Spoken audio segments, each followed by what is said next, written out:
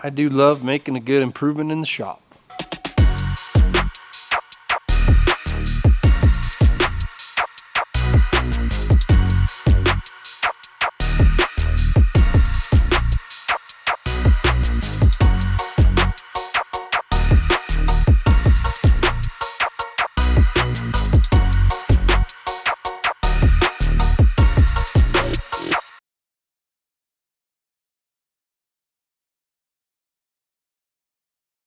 Alright guys, welcome back.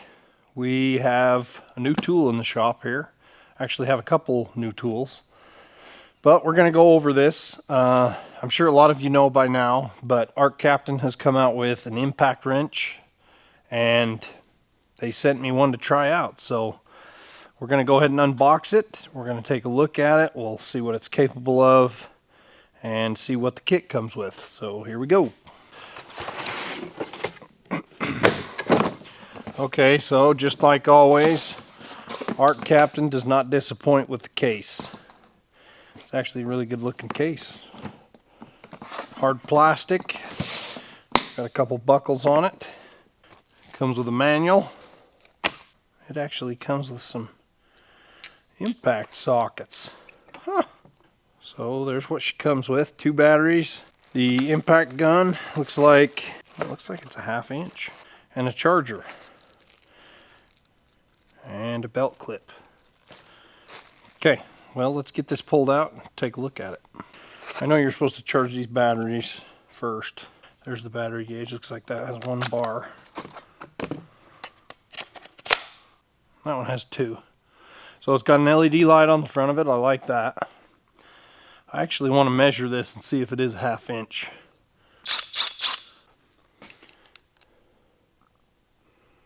Okay, I'm happy to report it is a 1/2 inch. The Arc Captain grinder they sent me, it works well. It's got good power, the batteries hold up great. But the issue I've run into is here in my shop I like to run the grinder discs with the 5/8 arbor. And that grinder came with, I believe it was a metric spindle. So it's not actually a 5/8 spindle. You know, there's not really a grinder in the US you can buy that has a metric spindle on it. Everything here is like 5/8. I believe it's 5/8 13, but without that, I can't really run it for anything other than zip discs, and so I mainly just use that grinder for zip discs. I did email Arc Captain about this. I haven't heard yet if they've come out with a 5/8 spindle on that grinder or an adapter for people who bought the early model. I was actually wondering if this rattle gun would have a metric drive on it, and luckily it's a 1/2 inch drive. So we got some 1/2 inch sockets.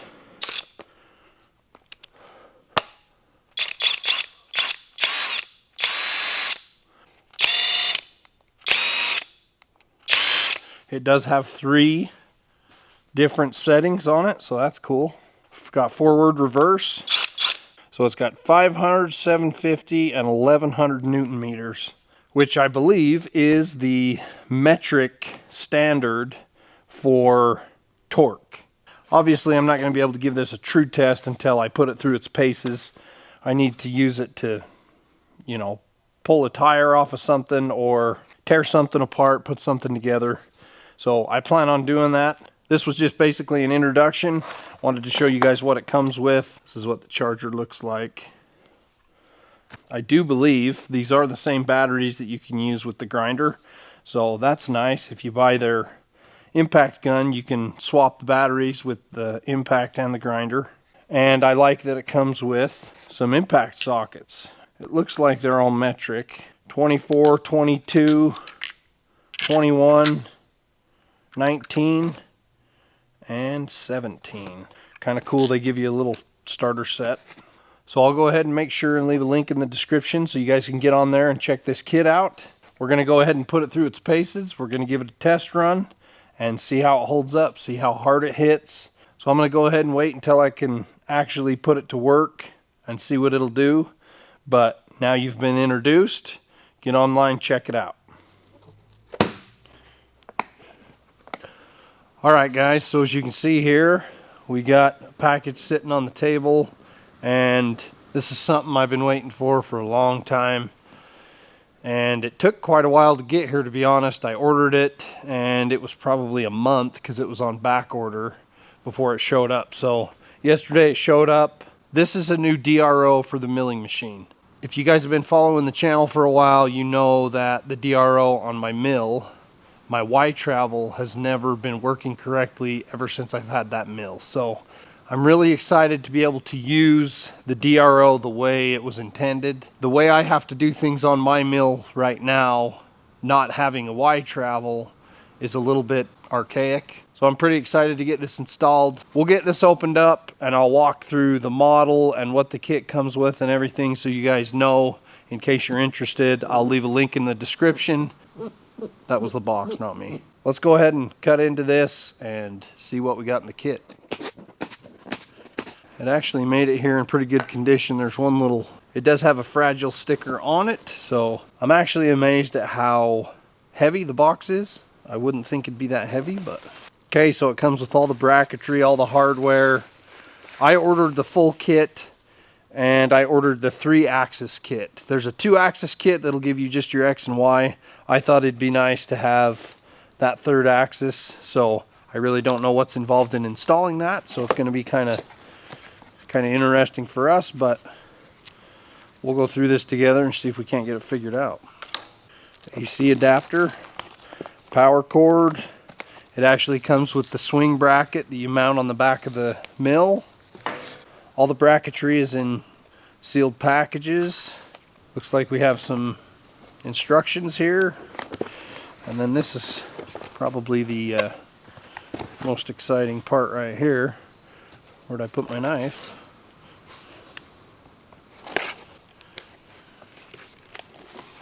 And then we have our screen here. So the model is the NMS 300.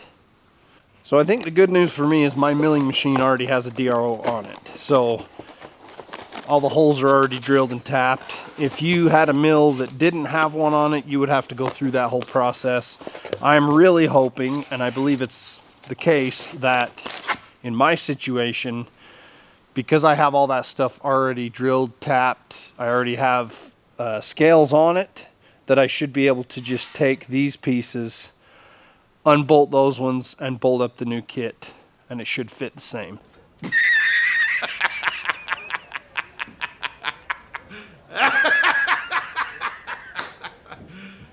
You serious? When you order a set, it'll ask you what the size of your table is on your mill, how many axes you want. So hopefully I ordered the right kit. We're gonna know here shortly. So I did take about half an hour and I cleaned off my milling machine. I would definitely recommend that you do that before you do an install like this.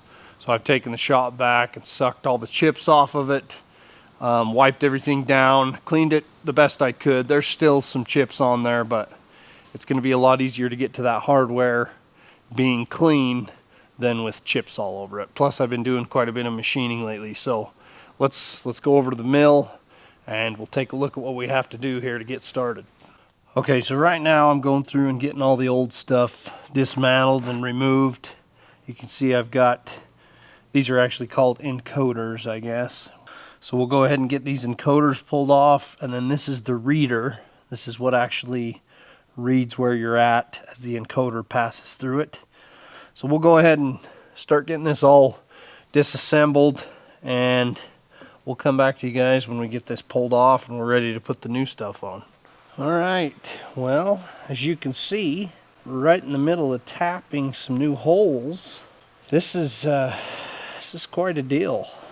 You know, I really wish these people that are in the same profession, sure, you've got competitors, I get it, but I wish these people would get together, go to lunch, and decide what bolt pattern, what thread pitch. This is obviously the 3rd DRO that this mill has had on it, and none of the bolts line up. I pulled off the old encoder and reader, and there's some old bolt holes in there from the first one that was on it, which tells me that none of these people communicate and none of them are going to line up.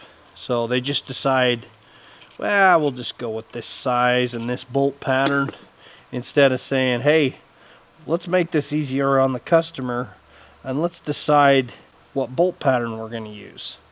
Let's decide what size of bolt we're going to use.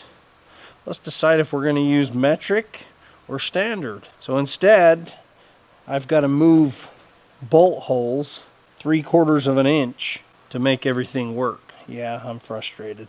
I had to modify the bracket for the reader. I reamed out the holes so that I could use 2 of the existing holes. So it was either drill these 2 holes or drill 2 more holes there. And there's already like 8 holes there. None of them line up. And I decided it would be easier for me to get to these than have to lean over there and get my head down there. So we're just tapping holes. We're venting and tapping holes. And when we get this all tapped and everything lined up, we'll come back to you and show you what we got. Whew. Okay guys, well that was a task. We got ourselves a mess here. It was pretty intense, took me about 8 hours. It probably would have been better if I would have treated it like it was just a brand new install instead of trying to modify what I already had on there. Pretty sure this is the 3rd DRO that's gone on that mill, and I would have been better off to just say this is a brand new install and just go with that, because I was trying to make things work and it just complicated a lot of things, but we got it. So got quite a mess going here, but we did get it done. So I'll give you guys a look. I did have to drill and tap these, put this bracket on. You can see all the brackets are in place. The encoder, the reader, it's all there. Everything's tied up nice. Here, I left enough slack that I can run it all the way in or out. You can see there's a guard on this one. There's actually a guard for this one too, but I don't know that it needs it. This skirt kind of covers that up. And it's kind of out of the way, so I'm not as worried about this one. I think this encoder and this reader, you know, you're more likely to drop a tool off of here or set something on there and ding the encoder. So I like that this one has a guard. Keeps the chips from stacking up on top of it. It just attaches with a couple screws that screw into the bracket here. So that's nice. I did check everything with the dial indicator. The manual says you shouldn't have more than 0.002 run out horizontally and vertically, so I went ahead and checked that. Just doing that alone took me about an hour to get everything dialed in and adjusted properly. Everything runs really well, really smooth. So you can see that it's working good. And it's not hanging up anywhere. Everything feels good. I did put an edge finder on here, and I'm excited to be able to use these. I tested it just on the vise here. I did mark here and here, and then I split that in half, and it ended up being dead nuts. And then I wanted to try the Y travel as well, because that's what was off before. So I marked here and here, and it split this exactly. So seems to be working. I'm pretty excited to be able to do that. That's going to save me a lot of time, and it's going to be a lot more precise. So I'm excited to be able to use the mill the way it was intended to use. I did purchase the encoder and the reader for the quill, but the instructions are terrible and I can't figure out where the heck the brackets go. So I'm going to try to get on YouTube University and see if I can figure that out. I currently don't have it on there. Once I do have it on there, it'll show up here. So there's my Z, but there's no signal there because I don't have it on. So this is what it looks like. So you can see I've got the encoder, and then this rod slides up and down. It also has a guard, and there's some hardware here. This is the bracket that it comes with. I would have thought that it would have come with 2. It's just a mini version of the brackets for the X and the Y. And then it comes with this angle bracket, and I'm still trying to figure out how the heck this all goes on there. So hopefully eventually we'll figure it out. I've never really used a DRO for my Z travel, but I just figured if you're going to be a bear, be a grizzly, you know. We'll see. We'll see if we can get it figured out and get it on there. I paid for it. I might as well use it. So after I do some research, if I get it figured out, I'll let you guys know. In other news, I pulled the trigger this last week on a new bandsaw. I don't know what the lead time is for it to get here. This is one of the tools that's been on the list for a long time. So pretty excited. I'm hoping within the next week or two we should have it. It's got to get shipped here from Georgia, I believe. We'll see how long it takes, but pretty excited. When it gets here, I'm going to do a full video on it, show you guys all the specs on the saw, tell you guys why I chose that saw. So stay tuned for that. Okay guys, quick update. I was able to get the Z-axis installed. Just like I said, I was able to YouTube University that. Figured out that I just needed to drill and tap for this bottom bracket here.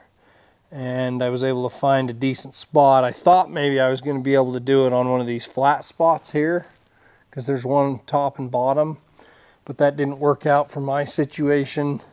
So I had to drill it vertical up this way and was able to screw it in there and get it all tightened down. And it works good. So you can see, oh yeah, boom. So now I'll be able to know my depth. If I'm drilling a hole or milling, I can use this instead of having to use the knee and bring the table up. So I have both options now, so that's kind of cool. I got it lined up pretty good, everything's smooth. Pretty happy with that. Got all the cables routed. Everything's nice and neat over here. Set it on the milling machine settings. There's no power button on this, which I thought was weird. And I kind of wish there was, but I guess that's not a thing. Can't find a power button on here anywhere. There's no button to turn it off. I guess it just stays on. It will go to sleep. You can change the settings on how long it sits before it goes to sleep. I've got it set on 15 minutes, so in 15 minutes it should go to sleep. And when I came out here this morning, it was off, so that must just be how this one operates. Anyway, I wanted to show you guys that I did get it figured out, so pretty excited to try it. So I think that's going to wrap this video up. I know this was a short one, but I just wanted to show you guys another shop improvement here, and we'll keep you guys updated on new tools and new equipment in the shop. That's the kind of stuff that makes work a lot nicer, a lot quicker, makes you more efficient. Time is money. Thanks for watching. See you on the next one.